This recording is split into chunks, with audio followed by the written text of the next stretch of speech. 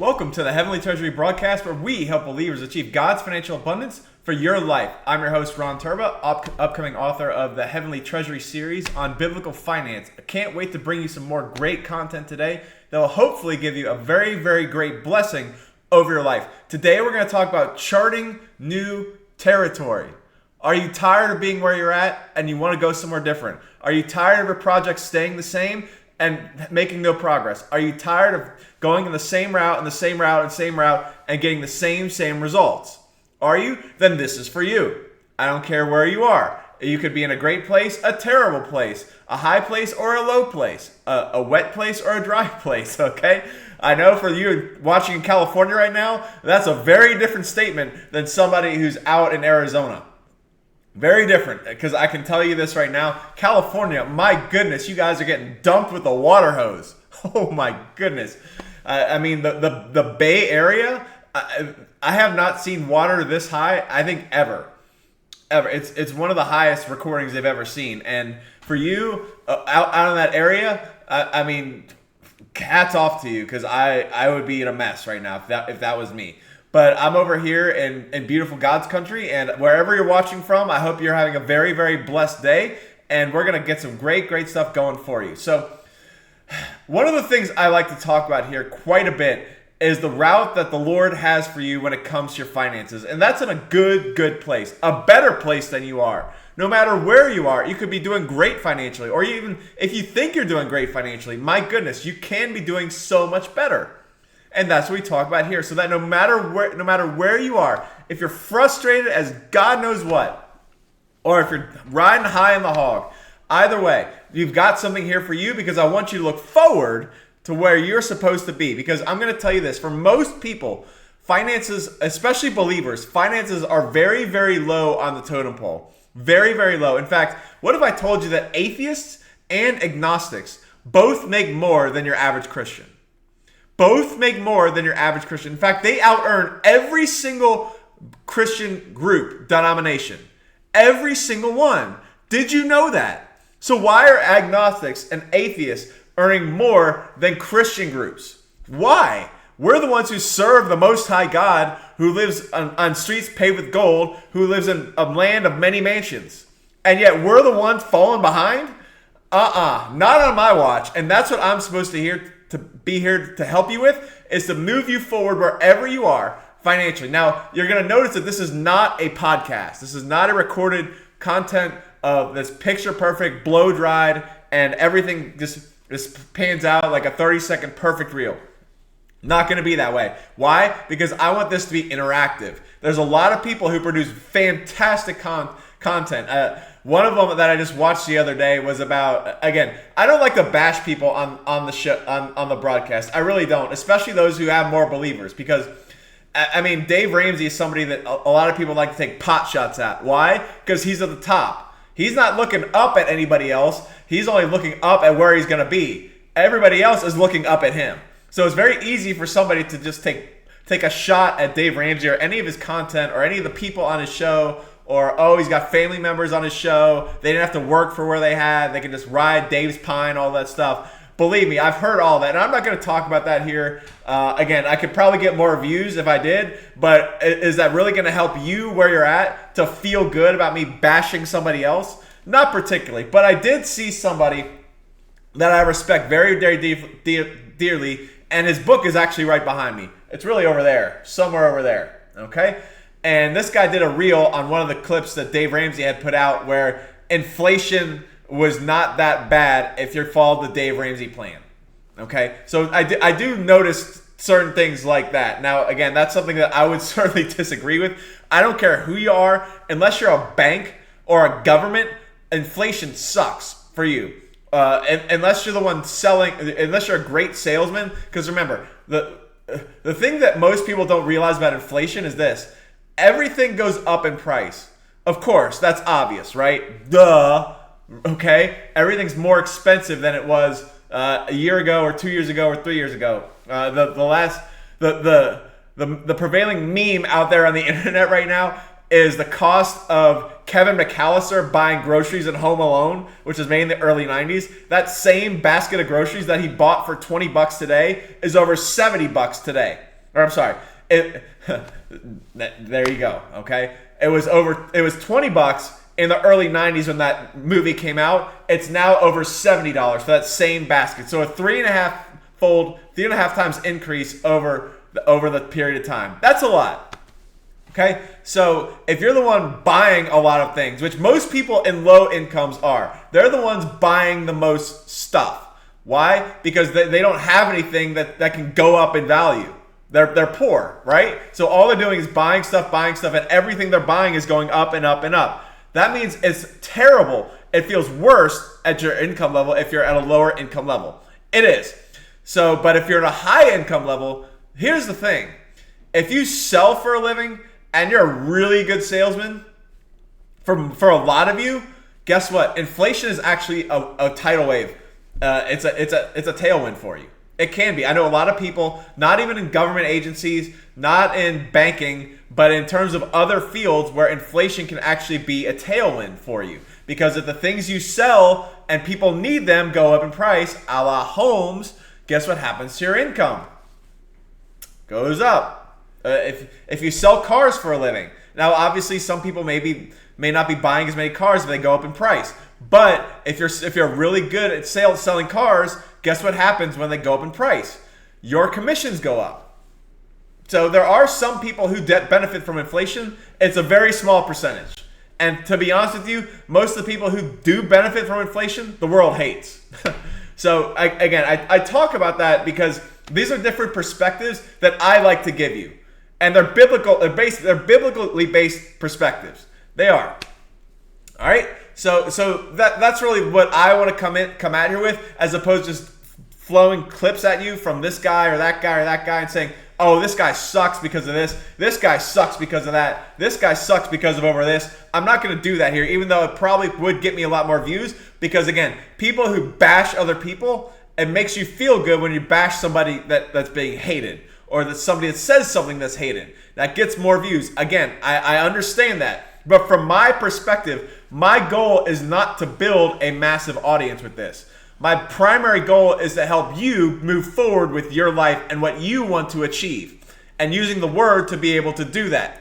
That's my goal. Now, that may be very different from somebody else's goal. Even if you're a streamer right now or a broadcaster of some sort, podcaster, whatever caster you want to talk about, even if that's you and you do that for a living and that's the way you want to do it, hats off to you. Go ahead. I'm going to do something different, because I would rather have 100 people blessed on this show, or 1,000 people blessed and moving forward and improving their lives, than having 1 million people watch me and just get entertained. That's me. So that's the reason why I'm doing this, why the Lord has called me to do this, and that I'll be expanding to other platforms very soon, is for that reason. Because I want people to get assistance from the word in a way that you've probably never heard of before. Especially for people who just... somebody asked me the other day, who's your target audience? Because most people need to know that if you're broadcasting, you don't just want to broadcast into the internet and just hope somebody sticks to whatever you're saying. That's not really accurate. So somebody really asked me that the other day, and I would hope that a lot of people, even people of other religious backgrounds, would watch this and say, you know what, this guy makes a lot of sense. You know what, that's biblically based, and even though it's in the Bible, it's also in my holy book, whatever that is too. I want those people also on here as well. But my big target audience, I don't know why I was thinking about this, we're really three main groups. Number one is going to be believers who never hear about money from their congregation or their minister, no matter who that is. If they do hear about money, it's only about giving and stewardship. So that's my first group of target audiences, is people that really think that as believers, that money is low on the totem pole. And it should be a lot higher on the totem pole. Now, it's not above God. Believe me, if it was above God, I would not be alive. I would be in hell right now. So let's just put that aside. No matter where you are, no matter what you're doing, you've got to be able to understand that... adjusting that here for a little bit. You've got to be able to understand that money is going to be more important than where it actually is, if you're a believer, for most of you. Now, some of you just worship it and that's all you think about all day long. I'm going to give you a different perspective here, because again, we've talked about this so much that you have to be able to love God first before you receive the blessings that he has for you. So that's number one. That's my first group I want to talk to. My second group I want to talk to is people who hate the church, people who hate Christians. And that's a lot of you out there. It is. And believe me, one of the broadcast platforms I'm on right now is Twitch. Believe me, that is not a hotbed for Christians. Okay? If you just go to I think the category I'm broadcasting under is just talking or something along those lines. I may be able to pull it up here. That's now that let's see here. What's the category I'm broadcasting under? Just chatting is what I am. Just chatting. Now you will notice that as of right now, I am not getting 15,000 viewers at this very moment. There are other people in the just chatting category that are. And they're doing things that are very different than what I would ever do on camera. That I can promise you. You can use your imagination and click a couple of buttons if you're really curious. I would not recommend it, but if that's you, be my guest, okay? So I'm in that category right there. Again, just it's what fits me and what I think is best for this. I call this just chatting because, again, I want you here chatting with me. But the second group I want to speak to is the person who hates the church. And the reason I say that is because you'll notice if you have an open mind and you're not just super closed-minded, I know a lot of people are. They get in their echo chambers, they hear only what they want to hear, and then they think everybody is like me and like that, and so otherwise we're just going to just split off and go our separate ways, and I just hate everybody who doesn't think like me. And if they don't think like me and we have a disagreement, I'm just going to blow up. Those are people I want to talk to because you'll notice that one thing that really brings people together is growing their incomes or growing their economic circumstances. You'd be really surprised. Just think about it right now. Just think of two ethnic groups right now that absolutely hate each other, no matter where they are in the world. The two that come to mind for me are Israel and Palestine, who have hated each other for thousands of years because Abraham had a brief moment of unbelief and screwed somebody he shouldn't have. So here we are today, thousands of years later, dealing with that. Okay? Putting that aside, if there is an Israeli company that makes pencils and they're buying lead for those pencils, now I'm sure in the Jewish faith they mix their religious groups and their economics, and I do to some extent. I don't think there's anything wrong with that per se, because if you want to grow your own tribe, you want to be able to stick within your tribe. So that's something that Jews do very, very well, is that when if there's a Jew who needs shoes, they're going to buy from a Jewish-owned shoe store. They're not going to buy from Nike's down at the mall, even though Nike may be owned by Jews. I have no idea. But they're not going to buy from everybody else goes. They're going to buy from within their own. And I've heard of stats that are just so mind-boggling that I think a dollar bill in the Jewish community travels, I think, 10, 12, up to 15 times before it leaves the Jewish community. Now imagine if other ethnic groups did that as well. Imagine where they would be economically, instead of just thinking, oh, it's just the free market and we'll just all do it hilly-billy. All right?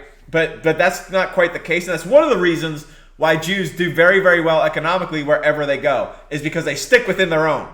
They recognize their own, that they're not just a religious group, they're an ethnic group also, and they stick to within their own. But one of the things that they do very well is mixing that, and they keep within their own. Okay? But think about this for a second. If there is a Jew who owns, again, a pencil factory here in America, and he needs to buy lead, and there's a Muslim in Dearborn, Michigan right now who makes lead, for whatever reason, they get a great deal on it, they import it, whatever. What's he going to say? Is he going to say, no, I'm not buying from you because you're a Muslim? No, he's going to say, you're a company, you got great product at a great price, I'm going to buy from you. Okay? And let's say for the moment that some other ethnic group, some Buddhist, for whatever reason, is the one who owns the pencil cases. And they do very, very well, and he's the manufacturer of those cases and all that. And he comes to the Jew and says, I want to give you my pencil cases for this price. And I'll give it to you, great deal. Jew says, perfect. Now, all the profits from those pencils stay within the Jewish community. All the profits from the lead stay in the Muslim community. And all the profits from the pencil cases stay within the Buddhist community. Now, all three of them are working together and benefit. Do you see that? That's economics for you. So that's one of the big things that I want to understand, is that by not going the route that everybody else goes in bashing other people financially, believe me, I will bash ideas. I will, but I'm not going to get here and bash other people for that very reason, because there's a lot of people out there who really do not find any broadcast out there that is really a positive, motivating message when it comes to money. Very, very few. And so that's the second group I want to target, is non-believers, non-Christians who really want to help themselves financially or have just been burned by the church in some way, shape, or form. Because I'm going to give you stuff in the Bible that's going to really help you no matter what walk of life you are. Yes, I want you to be saved, because otherwise you're going to hell. Again, that's the fact. I don't talk about that a lot, but as a believer, we have to understand that if you're not saved by Jesus Christ, you're going to hell. And so, yes, I want you to be saved. And part of that, fish hook, so to speak, that I'm leading out there, and the lure that I'm putting out there, is the economic growth for you personally. And the third group I want to focus on right now are pastors and ministers and evangelists who want to grow their congregation and their following's wealth. That's the third group I want to speak to, because those are the people I also want to know that, hey, I talk a little bit about ministerial work here when it comes to pastors, evangelists, ministers. Believe me, I'm not as great as some other people out there. Other people have great ministries they're doing like millions of dollars every single month. Those are some great people to listen to. But again, I give a ministerial viewpoint from a business outlook. So with that being said, I understand that you as a minister, as a pastor, may not have, I don't want to say the business skills, because there are business skills that are required for ministry. Don't anyone who's a pastor right now say amen? Okay, you got to manage people, you got to manage money, you got to run an organization. It's so much more than just getting up there and preaching on Sundays or Wednesdays or however many traveling ministries, all traveling evangelists, all that stuff. So what I want to do for you is bring a different perspective on money from the Bible that will help your congregation. Because if your congregation's wealth and finances improve, guess what happens to your ministry? It also improves. So that's the other group I want to speak to. So the believers who either don't care about money or don't hear about it, non-believers who have been hurt by the church or want a different outlook from the Bible that is not going to be as the same as the other, and then also pastors and ministers as well. So those are my three really main target audiences that I want to get to. Now, if you're not in that group, who cares? Come in. We're going to help you out anyway. You're going to get some great help, some great advice to get you on your road wherever you are. So that what I want to talk to you about today is charting new territory. Because when you come on here for the first time, I'm going to talk about Bible and financial abundance a lot bigger than most, if not anybody else will. That I can almost guarantee you. Go to the richest minister on planet Earth, and I will talk as much or more about financial abundance from the Bible as they do. That's something else. So, and I'm giving it to you from a business perspective, because I want to help business people and people who are in the private enterprise. Even if you have a job right now, I want to help you and be able to give you some great things that you can do today to help move you forward. And one of those things is charting new territory. What do I mean by that? Have you ever heard the phrase, when God closes one door, he opens another? And have you ever noticed that the timing between the closure of one door and the opening of another are not identical? Very rarely do you ever see somebody who literally, a door closed. Now this happened to me in November. It did for me. But very rarely does it happen where you close one door and literally within a second, the next door opens and there's nothing in between. Very, very few. So what happens during that time? And that's really what I want to focus on today, because as you understand that the Bible commands you to live a financially abundant life, it commands you. That is part of your birthright. As you have been grafted into the seed of Abraham, you as the believer are not supposed to live in poverty. That's not your future. So if that's you right now, just understand right now that you have a different path. You have a different future, and that means as you continue to move in the Lord and grow in the Lord, you're going to have a very different future. And I want you to focus on that future right now. But as you focus on that future, you're going to have to deal with things that are happening today. You are. And that's what I want to talk about by charting the territory. Because we have to understand that our life today, no matter what life you live, the life you live today is a result of choices that you have made or circumstances that have happened to you and the resulting choices from those circumstances in your past. They are. So I don't want to say it's all a result of your choices, because it's not. If your mother got killed when you were 15 in a drive-by shooting, you had nothing to do with that. If you had 15 years old, you're just riding home from school one day, and all of a sudden on a beautiful April afternoon, you had some idiot driving by who sold drugs to the wrong person or got pissed and just started shooting up the area, and one stray bullet hits your mom and she dies. That's not your fault, and you had no control over that. You do, however, have a control over how you react to that. So that's what I mean. I'm talking about the choices you have made, the choices that you have made, and the reaction to choices that have come, circumstances that have come into your past. Those two things are a combination of your life today. But as you decide, as you listen to this broadcast, and I put you in a brand new path and a new future that you should be looking at a financially abundant way to walk with the Lord with sorrow-free riches, and to start doubling and tripling your income wherever you are. You're going to be on a new path, but you're going to still have a remnant of the old life you have. And I talk about this mostly with drug dealers, because if a drug dealer cuts off right now, their buddies and their suppliers will still come after them no matter where they go. And there's going to be some remnant that you're going to have to deal with and cut off in some way, shape, or form. You're going to have to deal with that no matter what it is. It could be financial. It could be financial also, because if you've made poor financial choices and now you want to make better financial choices for whatever reason, let's say you went into debt for something stupid and you're saying, no, I don't want to do that anymore. You still have the burden of the interest and the credit cards calling you all the time. So you're still going to have that. And doing that while you're charting a new path can be very, very difficult, because it's almost like the jaws of poverty are holding onto your leg and keeping you from moving forward while you continue trekking on and on and on. This is the most difficult part for you going forward. And I'm going to help you deal with this today, because you have the jaws of poverty trying to hold you back into the old life while you're trying to take steps in the new life with the Lord, following Him, wholeheartedly obeying Him and loving Him with all your heart and soul. But yet those jaws of poverty are trying to hold you back. That's what we're going to talk about today, is how we deal with that. So what I want to talk about today is a couple of scriptures that we're just going to briefly focus on, and then we'll get into some drawings. Because I've noticed something very different.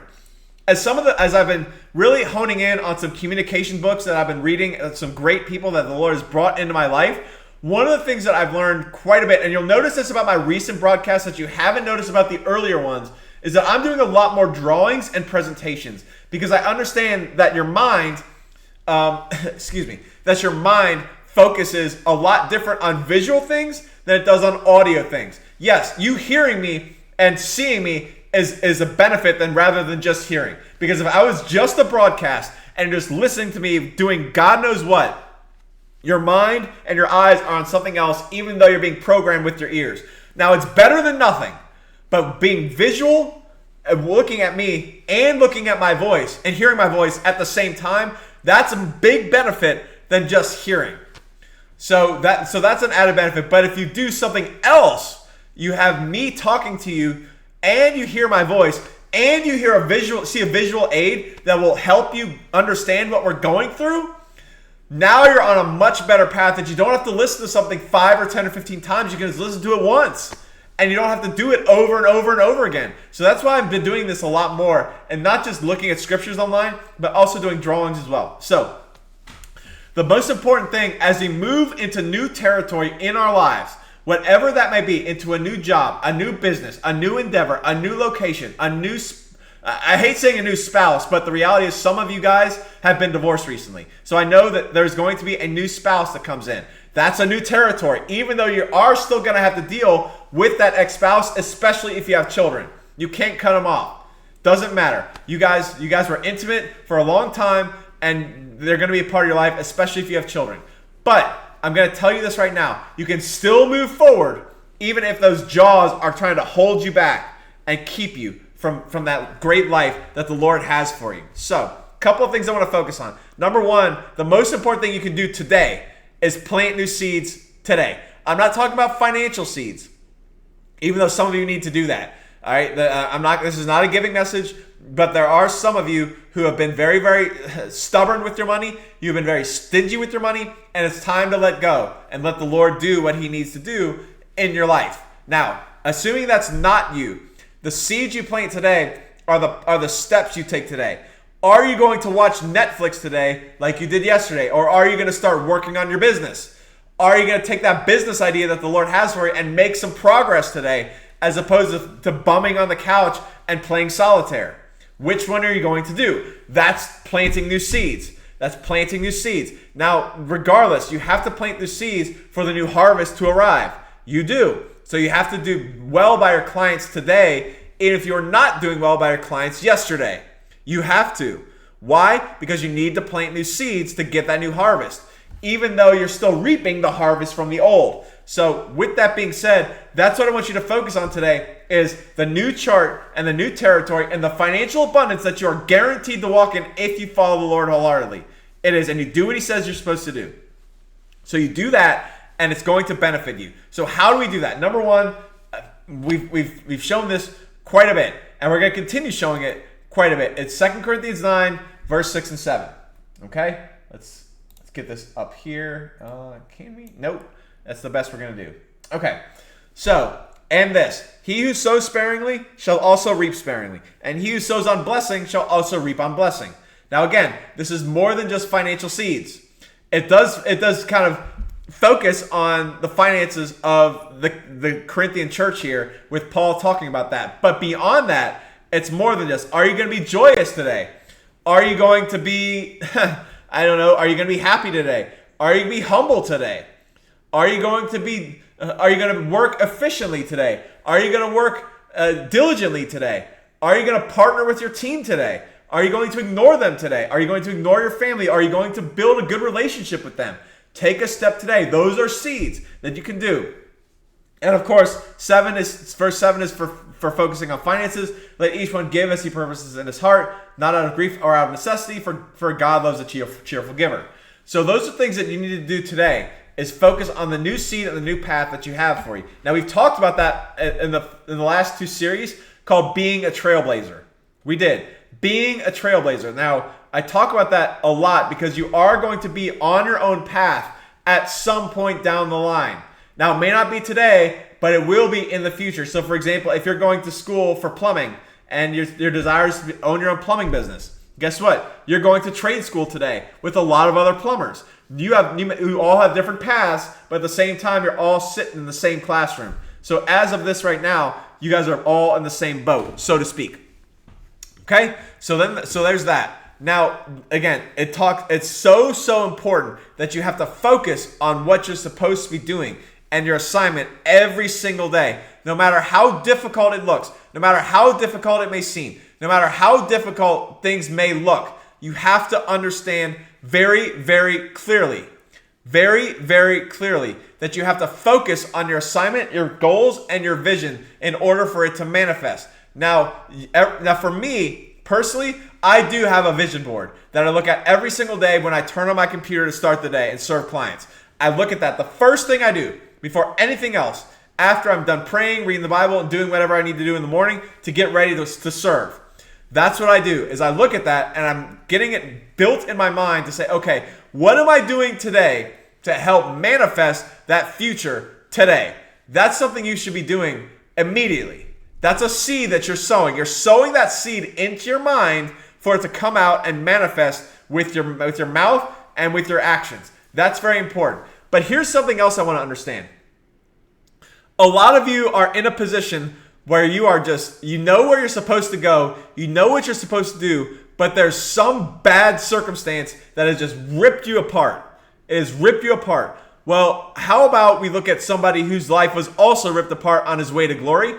That was King David. And that's much, much after he killed Goliath. Much, much after. Because there's a lot about King David that is just not talked about. Because David kills Goliath, I believe, in 1 Samuel 17. David is still alive at the end of 2 Samuel. That's a lot of chapters about King David's life. a lot of chapters. In fact, I think there's more chapters devoted to him. There might even be more chapters devoted to him than there are to Jesus. I mean, well, I guess maybe not when you consider four Gospels and then the first book of Acts also focusing on Jesus. Probably not. But in terms of one specific set of stories and circumstances, King David, you're not going to find much more about anybody else in the Bible than King David. So here's something that he had to go through on his way to glory. On his path, because he was anointed at a young age to be king over Israel. And along that path, the first thing he had to do was flee from an evil king that Samuel had rejected, and God had also rejected. So what did he have to do? He was literally hiding in a cave because he had to flee from an evil king. Now here's where he is. This is 1 Samuel 21, verse 10. And David rose and fled that day before King Saul and went to Achish, the sovereign of Gath. So he had to flee from an evil king and go to a foreign territory that hated him. And what did he end up doing? It's right here. David went from there and escaped to the cave of Adullam. Right there. He escaped to the king of Adullam. And there he is. Just read that first sentence right there. He went from there and escaped to the cave of Adullam. Are you in a cave right now? Are you in a cave? What's your focus? The cave or your glory? The cave or your glory? What's your focus? It's got to be the glory. Because I'll tell you this. If King David sat in that cave and he said, "Oh, I'm over. This is so stupid. I should go back and just be a sheep shearer just like my brothers, just like my father, and just be a shepherd for the rest of my life. My kids will be shepherds, and I'll just live a normal life. Even though I'm not supposed to do it, I'll just do it anyway. I can't deal with this. This cave sucks."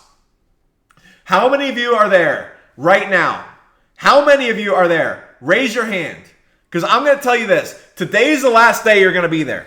Today's the last day you're going to be there. Because I'm going to tell you this. King David, if he had done that, he would not have done what he did with the rest of his life. He would not have been king of Israel. He would not have given a $7 billion offering.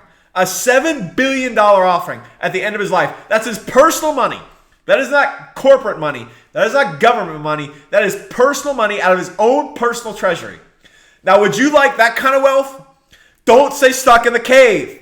Don't stay stuck in the cave. Start moving forward towards your future. Start focusing on, oh my goodness, I got a great future. Because the moment he did that, look at the next sentence.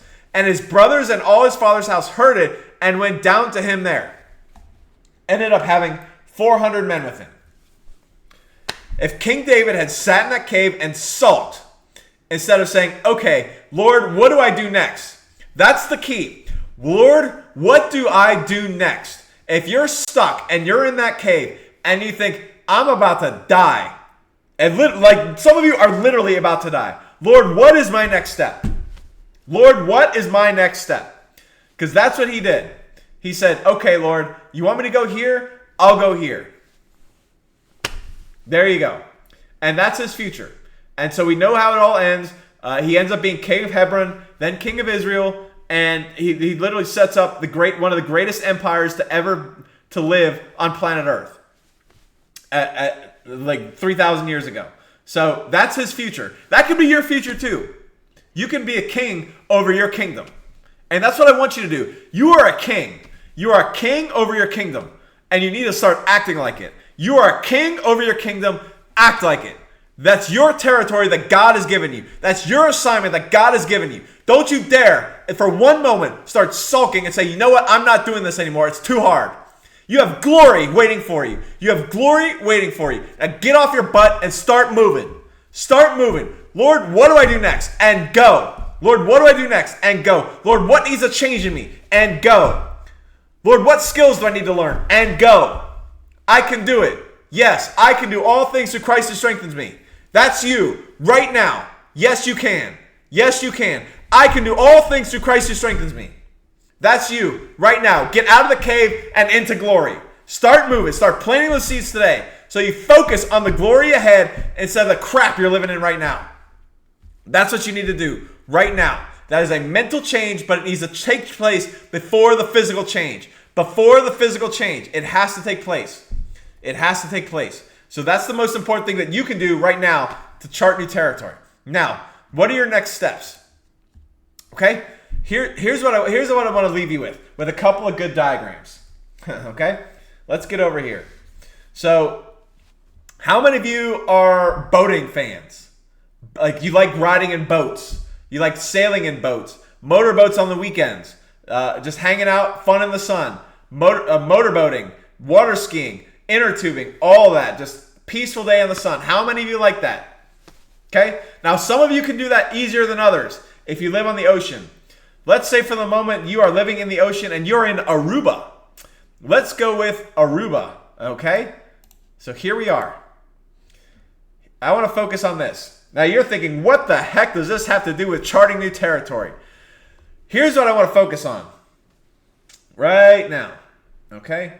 So if we go right here and go into Aruba, and let's say you're down here, okay? This is the best I can come up with, okay?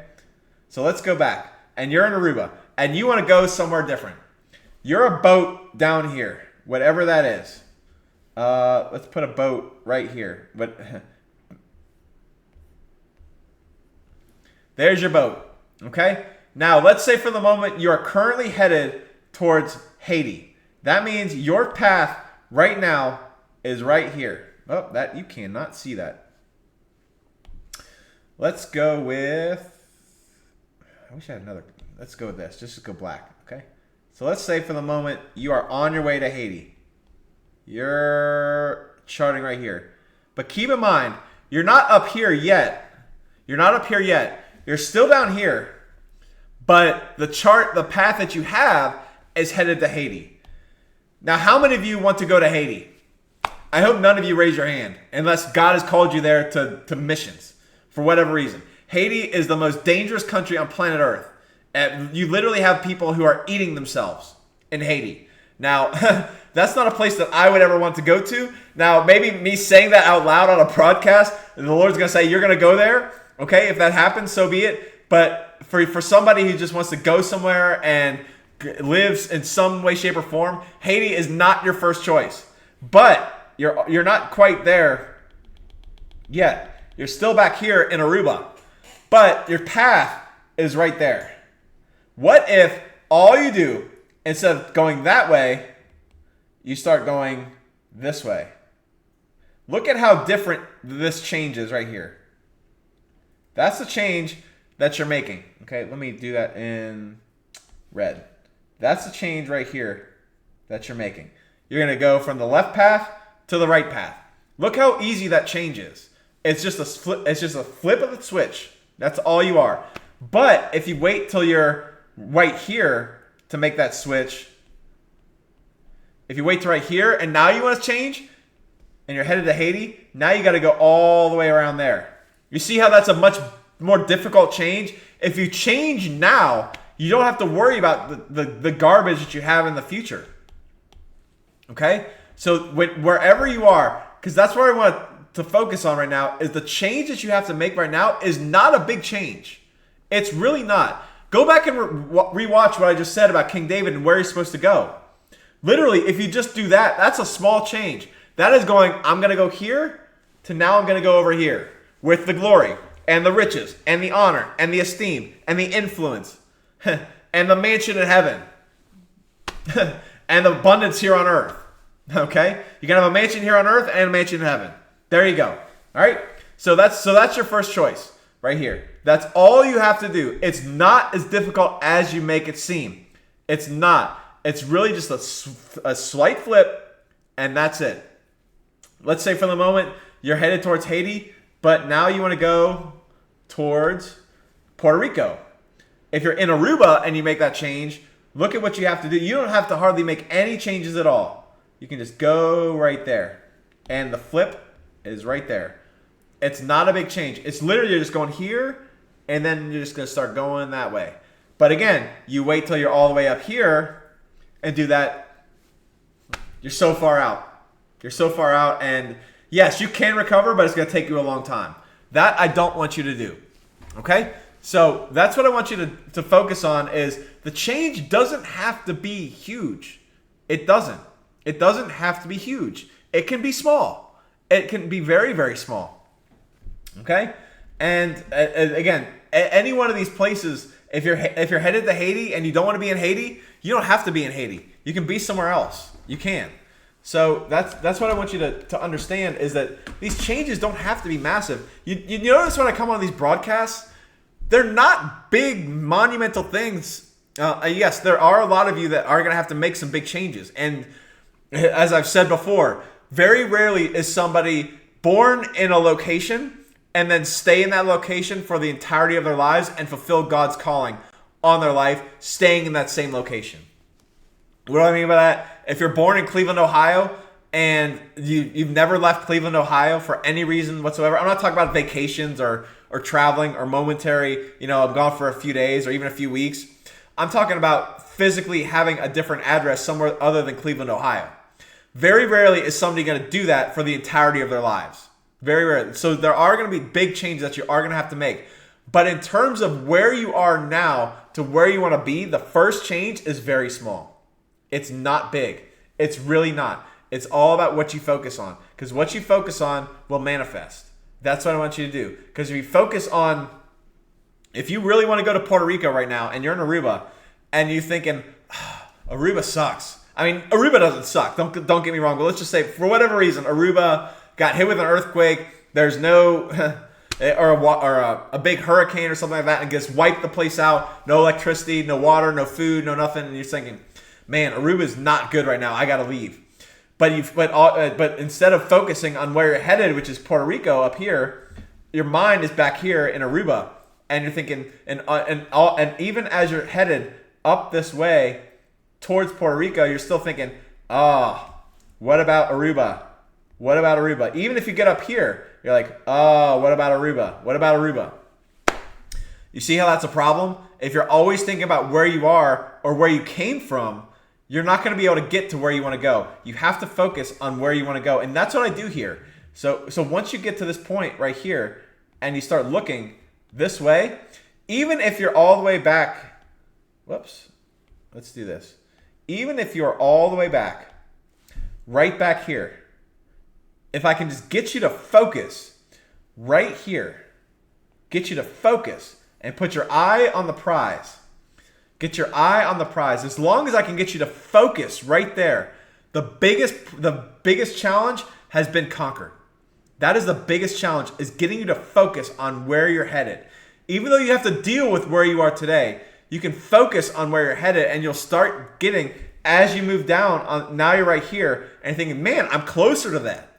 Even if the glory is right here, even if this is glory right here, up there, you can still have this focus on the glory without actually having to be there, but still get energized to the point of saying, you know what? I am making progress. I am doing things. Let's say you're right here, right? You're right down here, and your focus is, you know what? Lord called me to do a stream. But guess what? After 3 months, you only have 2 viewers. After 2 months, for whatever reason. You got 2 viewers after 3 months. Okay? And you're thinking, I'm in the cave. But now you start focusing on, wait, why am I doing this? What does the Lord call me to do that's part of the stream? And how can I help benefit his kingdom by doing that? Now you're focusing on, wait, who am I helping along the way? Then you're thinking, wow, I've got 2 people that I'm helping. And that's awesome. I can't wait till they get help. And then they tell their friends, and now they're going to have 3, 4, 10, 20, 50 people. Wait, I have 2 today. In 3 weeks, now I have 10. Now, is 10 viewers on a regular broadcast something to celebrate and just, go party over? Not necessarily. But 10 is a lot better than 2. And then you go from 10 to 30. That's a lot better than 10. Then 30 turns to 100. Now you're at 100 viewers, and you're not up here. 100 turns to 200. Now you're up here. Now you've got a professional studio, and now you feel like, man, I'm starting to make it. Now you're up here. Look how far you are back. I mean, you can't even look at Aruba anymore. You're so far-fetched from Aruba that you've just left it behind. But in order for you to get there, in order for you to even make the steps right here, you have to be able to focus right there. You have to be able to focus right there. And that's what I want you to do today. Focus on where you're headed. That's going to help you plant new seeds while also dealing with the old harvest that you have. That's what's going to help you today. So I really hope this is helping you focus on where you're supposed to go and the glory that's in there, because the financial glory that comes from doing what the Lord asks you to do in the way He wants you to do it and believing for those finances and that abundance to come in. That's the place you're headed. That's glory. Okay? That's glory. It's fulfilling your assignment and then being able to live that abundant life here on earth that the Lord has called you to do and that Jesus died so you could have. That's the most important thing for you to do. So focus on that. That's what I want you to do right now. Focus on that. So now as we end this, I want you to understand a couple of things. What decisions are beyond the mental decisions that you have now made to focus on the financial abundance and the glory and the massive wealth that's coming when you start doing what the Lord asks you to do and the way He wants you to do it? Now I want you to focus on what decisions do I have to make in order to make that happen after I make the mental flip. Because the mental flip is going to say, okay, even though my feet are planted here, they're not going to be here for long. But there are things that I have to do in addition to that maybe I'm thinking, should I do this? Should I do that? All right. Especially if you've never felt like a spiritual euphemism or spiritual ethereal experience ever before, that can be intoxicating and can make you make irrational decisions. So if you're in that place right now and you're now thinking, I know where I need to go, but I have some decisions I need to make, put in the comments right now the decision that you know that you're going to have to make after you focusing on the glory. Once you start focusing on the glory, what decisions do you have to make right now to be able to get you where you want to go? And if that's you, I want you to do one of two things. Number one, post it in the comments on whatever platform you're watching on. It could be Twitter, X, could be Twitch, could be YouTube, whatever platform that is. Put in a comment. Okay. Number two, if it's really something really personal, you're not really sure, send an email. The email is below in the link. It's either in below, whatever platform you're watching, the email should either be in the profile or below whatever media you're watching. It should be there. Send an email. One of us will get back to you and at least help walk you through the decisions you're about to make. Whatever that is, no matter how ridiculous it seems, and some of you have decisions to make that you're afraid to even tell your spouse. But you want to talk to somebody. You want to at least get some guidance. Go ahead and do that too. That's what we're here for. So if that's you, go ahead and do that. And I just, wherever you're at, whatever you're going through, okay, I want you to be able to know that you're not alone. And it's not just God who's with you. There's other people who want to be with you as well. So if that's you, go ahead and leave a comment and come back on here live. Right now I'm on 1 p.m. Eastern, 10 a.m. Pacific. We're going to continue working through this, and you're going to get to a place that you can't even dream of. That's what I want you to do. You understand, you're going to be in a place that you can't even dream of in a very short period of time, and I can't wait to see you get there. All right, and we'll see you on the next broadcast. Take care, everybody.